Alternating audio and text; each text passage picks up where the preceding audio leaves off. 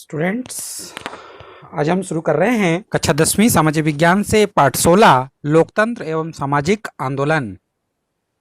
राजनीति विज्ञान का यह पाठ 5 है। आइए शुरू करते हैं।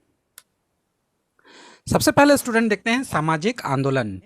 सामाजिक आंदोलन किसी देश या समाज में किसी समूह द्वारा अपने मांगों के लिए मिलकर प्रयास करना सामाजिक आंदोलन कहलाता है। जैसे अन्ना हजारे का आंदोलन, मेघा पाटकर का आंदोलन, इस तरह से कई आंदोलन हुए हैं। हम देखेंगे बाबा रामदेव भी एक बार आंदोलन किए थे। तो इसे हम सामाजिक आंदोलन कहेंगे, जहाँ पर किसी समूह द्वारा मांगों के लिए मिलकर प्रयास किया जाता है, उसे ही हम सामाजिक आंदोलन कहते हैं। स्टूडेंट, जो आपके पुस्तक में जो दिया हुआ है उसमें सबसे पहला जो आंदोलन दिया हुआ है वो दिया हुआ है नियमगिरी में डोंगरिया कोंडाओं का आंदोलन। तो नियमगिरी एक पहाड़ है। आप बैकग्राउंड में यहाँ पर चित्र में देख पा रहे होंगे, ये पहाड़ जो है ये नियमगिरी है। और इसी पहाड़ पर रहने वाले जो डोंगरिया कोंडाओं हैं, उन्होंने भी एक आंदोलन चलाया था पूरे उड़ीसा के गवर्नमेंट के खिलाफ। तो यह आंदोलन भी बहुत प्रसिद्ध है। ये देखते हैं क्या है डोंगरिया कोंडाओं का आंदोलन। डोंगरिया कोंद, जैसा कि नाम से ही जाहिर है, डोंगरी, डोंगरी यानी पहाड़ी, पहाड़ी में रहने वाले। डोंगरिया कोंद उन विरली जनजातियों में से है जिन्हें सबसे आदिम कहा जाता है। वो बहुत पहले के व्यक्ति हैं। उड़ीसा के कालाहांडी और रायगढ़ जिले से 60 किलोमीटर उत्तर में घेरती हुई ये नियमगिरी पहाड़ियां हैं। इस पर बसने वाले दुर्लभ डोंगरिया कोंद और झरनिया कोंद आदिवासियों ने बहुराष्ट्रीय कंपनी ब्रिटेन में स्थापित वेदांता की लूट के खिलाफ संकल्प लेकर 2009 में यह आंदोलन शुरू किया था। ये है डोंगरिया कोंद। देखेंगे कोंद कौन है, कैसे दिखाई देते हैं। ये आपके सामने चित्र में है, ये है कोंद। इन्हें हम कहते हैं कोंद आदिवासी। तो ये जो नियमगिरी अब आपको स्पष्ट है, नियमगिरी पहाड़ी का नाम नियम राजा पेनु के नाम पर पड़ा। इस क्षेत्र में रहने वाले जनजातियां आज भी इस पहाड़ी की पूजा नियम राजा के रूप में करते हैं। तो इसी पहाड़ी में बॉक्साइट का अयस्क जो है वो बहुत प्रचुर मात्रा में उपलब्ध हैं, और इसे ही प्राप्त करने के लिए सरकार ने वेदांता को अधिकार दिए थे कि वह यहाँ से अयस्क निकालकर उड़ीसा के कालाहांडी डिस्ट्रिक्ट में लांजीगढ़ में स्थित अपने रिफाइनरी तक वो यहाँ से बॉक्साइट को ले जा सकते हैं।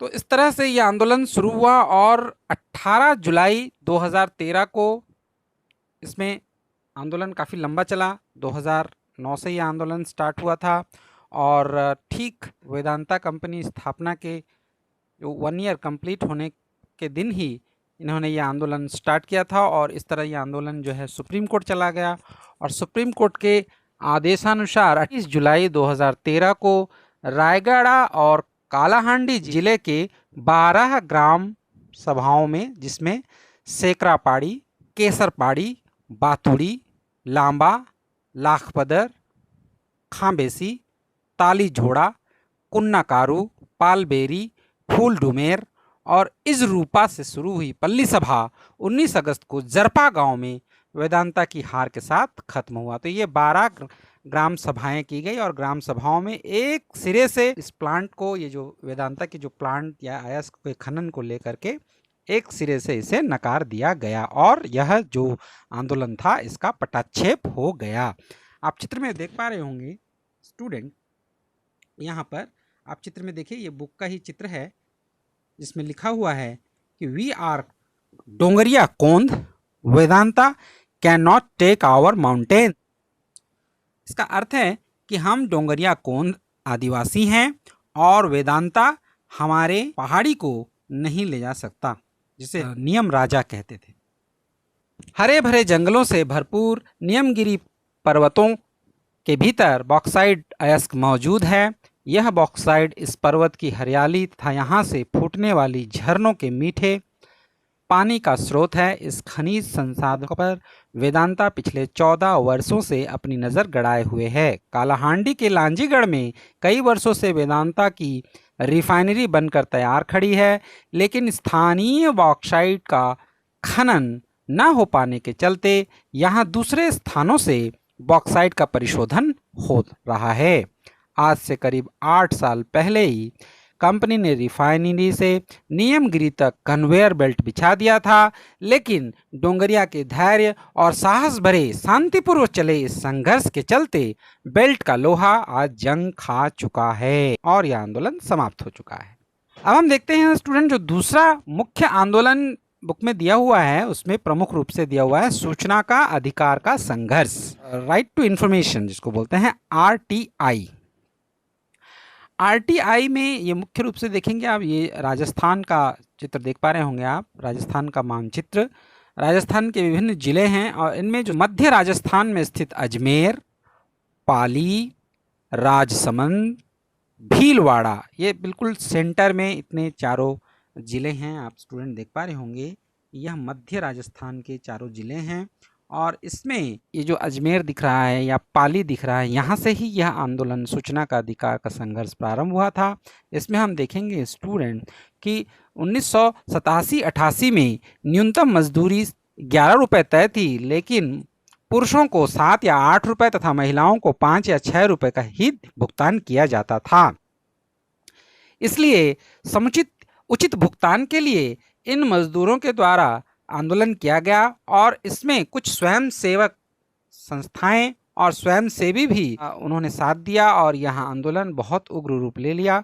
शुरुआत में यह उचित भुगतान को लेकर यह आंदोलन था। इसमें पर्टिकुलरली हम देखेंगे जो पाली दिख रहा है आपको यहाँ पर, ये पाली का मानचित्र है स्टूडेंट, और पाली मानचित्र को हम यहाँ विस्तार से देखते हैं।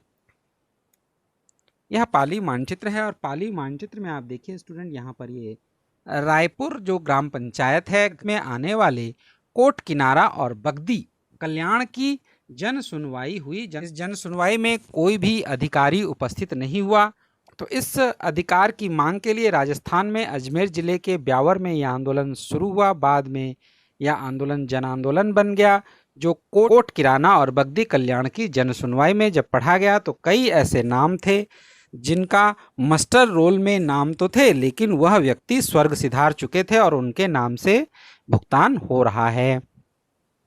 तो यह एक बहुत बड़ा भ्रष्टाचार का यहाँ पर पता चला और इस तरह के कई भ्रष्टाचार विभिन्न मनरेगा के कार्यों में हुए थे। तब यह आंदोलन जो है अब धीरे धीरे जो उचित भुगतान को लेकर आंदोलन था, यह आगे चलकर समस्त सूचनाएं जानने का अधिकार को लेकर यह आंदोलन में परिवर्तित हो गया।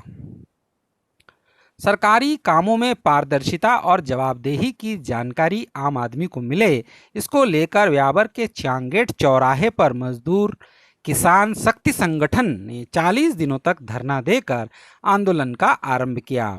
फिर सामाजिक कार्यकर्ता अरुणा राय, जो 1975 में अपने आईएएस, ये अरुणा राय हैं, अरुणा राय अपनी आईएएस की पद को त्याग कर वो सामाजिक कार्यकर्ता बनी थी और उन्होंने इस आंदोलन का नेतृत्व किया।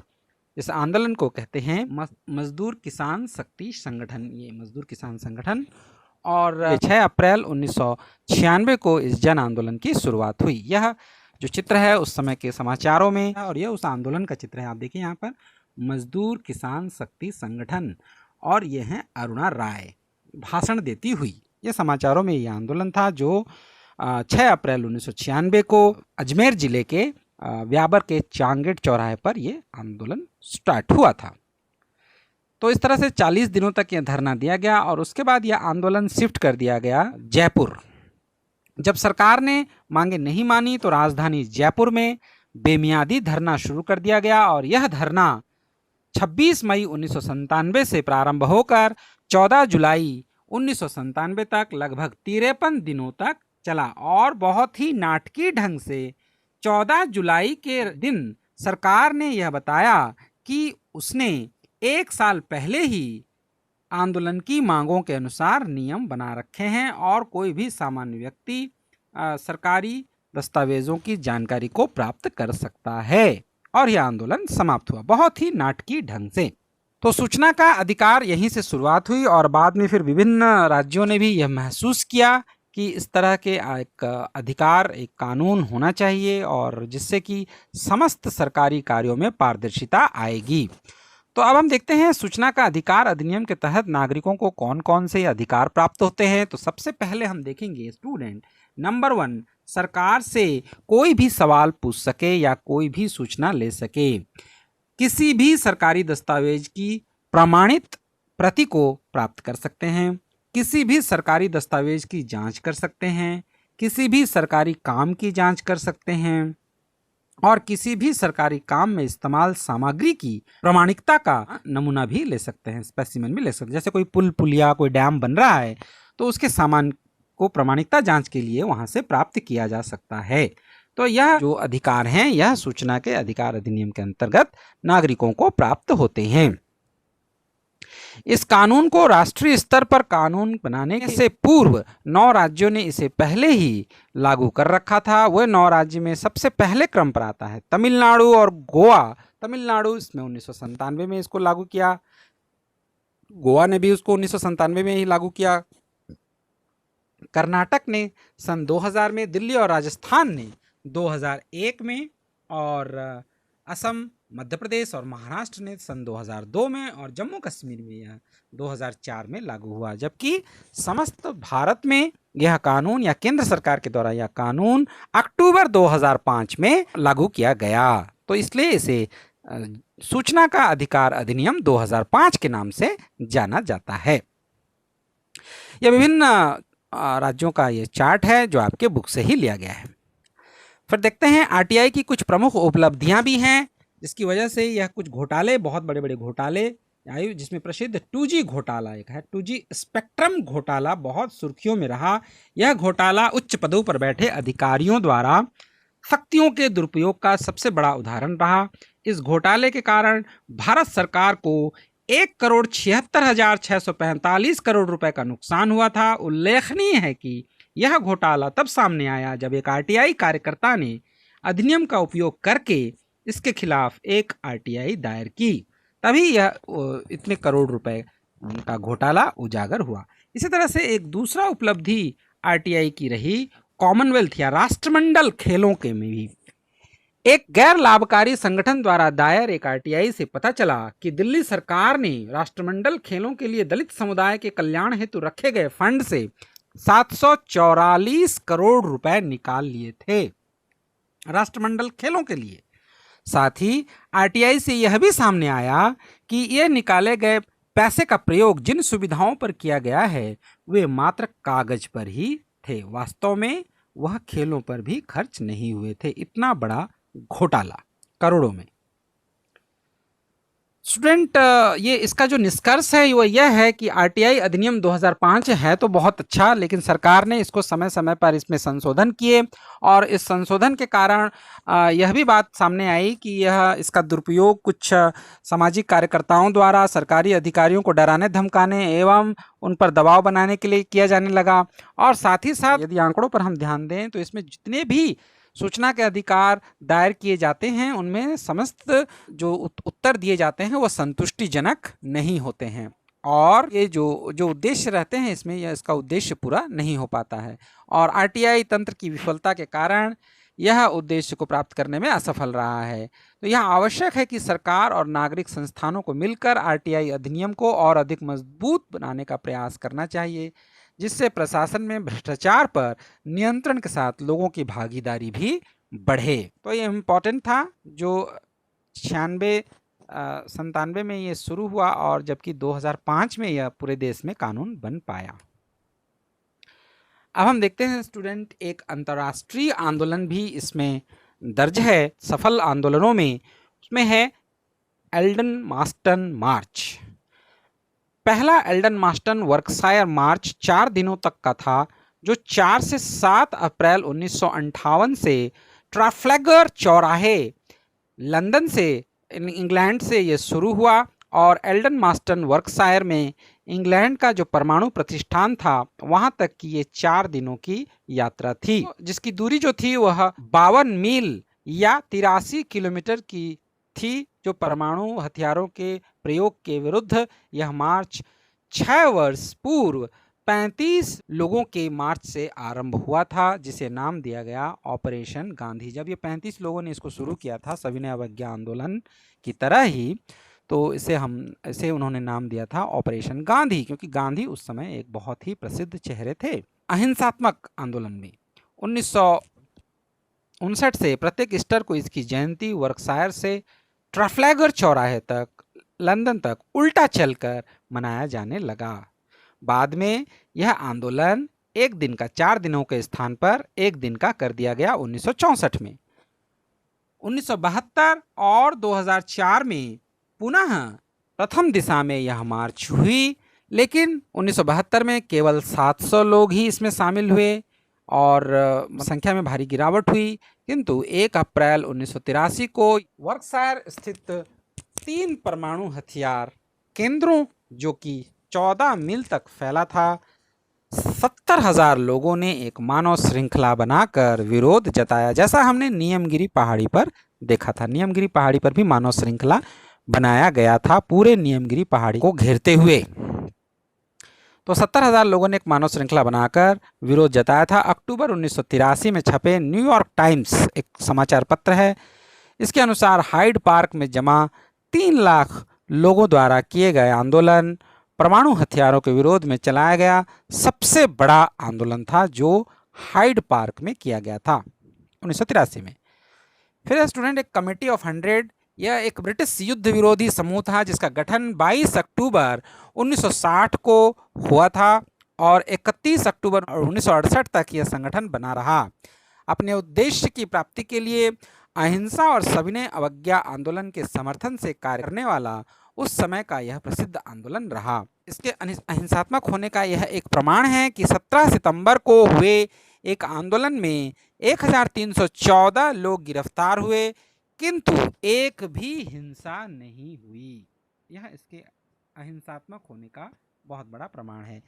इसके संस्थापकों में मुख्य रूप से हम देखेंगे बर्ट्रैंड रसेल, ये चित्र है इनका। बर्ट्रैंड रसेल जो एक ब्रिटिश नोबेल पुरस्कार विजेता हैं, जिनका निधन 1970 में हो गया, इन्हें साहित्य में नोबेल पुरस्कार प्राप्त था।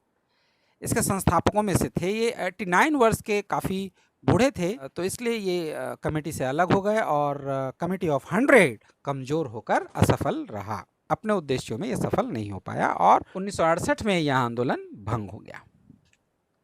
तो यह स्टूडेंट ई मस्टर रोल, आप ई मस्टर रोल हमने पहले अध्याय में भी देखा था, जिस ई मस्टर रोल में बहुत सारे अनियमितताएं पाई गई थी। कई सारे ऐसे नाम थे जहां पर काम नहीं किए थे, इसके बावजूद भी वो ई मस्टर रोल में, मस्टर रोल उस समय, ई मस्टर रोल तो नहीं, मस्टर रोल में उनके नाम दर्ज थे जो स्वर्गवासी हो गए थे। ये राजस्थान के अलवर, पाली, राजसमंद और जो डिस्ट्रिक्ट थे, इन डिस्ट्रिक्टों में हमने देखा। तो मस्टर रोल क्या होता है? जो पंजीकृत मजदूर हैं उनके नाम, उनके कार्य का आवंटन, संबंधी विवरण का सारांश होता है और उनकी एक तरह से हाजिरी लगती है। छत्तीसगढ़ में भी एक प्रकरण यहाँ पर दर्ज था, आप स्टूडेंट इसको भी देखेंगे। छत्तीसगढ़ में सरगुजा जिले के लक्ष्मणगढ़ गांव में मस्टर रोल से भ्रष्टाचार उजागर किया गया। राष्ट्रीय काम के बदले अनाज योजना के तहत तालाब के निर्माण का मस्टर रोल की प्रतिलिपि मांगी गई थी और 17 अक्टूबर 2005 को जनसुनवाई के जरिए मस्टर रोल की जांच की गई। इस तालाब के निर्माण में 3.5 लाख रुपए खर्च किए गए थे, लेकिन इसमें से केवल 3.1 लाख रुपए का ही भुगतान मजदूरी की मदद के लिए हुआ था। मस्टर रोल के अनुसार इसमें 320 लोगों ने काम किया था। जांच से पता चला वास्तव में केवल 63 लोगों ने ही काम किया था। बाकी काम या तो मशीनों से करा लिया गया था या तो हुए ही नहीं थे। मजदूरी की राशि का मात्र 20% का ही भुगतान मजदूरों को हुआ था और बाकी पूरी राशि जो 3.1 लाख रुपए का भुगतान हुआ था उसका 20% ही, मतलब लगभग 60-70 हज़ार रुपये ही असल में मजदूरी के रूप में भुगतान हुए थे और बाकी का पूरा 2.5 लाख से भी ज़्यादा राशि जो है वो कब्जा कर लिया गया था, या कहना चाहिए कि उसका घोटाला हो गया था।